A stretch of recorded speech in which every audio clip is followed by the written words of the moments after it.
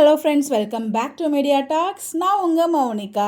ஆக்சுவலாக மார்னிங் குமரன் போட்டிருந்த வீடியோ தான் பார்த்துருந்தேன். அதுக்கப்புறம் இன்ஸ்டாகிராம்குள்ளேயே போகல.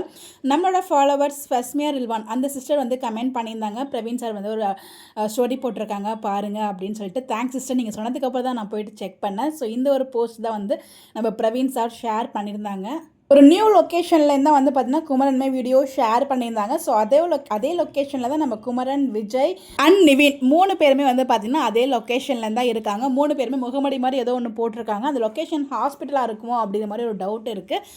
அவங்க அம்மா கூட சொல்லுவாங்க இல்லையா, ஸோ செக்கப் போகணும் அப்படின்னு சொல்லிட்டு. மேபி அந்த இடத்துல போகும்போது பசுபதி ஆளுனால அது பிரச்சனை வருதா ஏதோ, ஆனால் பசுபதி ஆளுங்க கூட தான் ஒரு பிரச்சனை போயிட்டுருக்கு. ஸோ அதனால தான் அந்த மாதிரி மாஸ்க் போட்டு வராங்க. அது மட்டும் ரொம்ப கிளியராக புரியுது. பட் என்ன நம்மளால் கெஸ்ஸே பண்ண முடியல.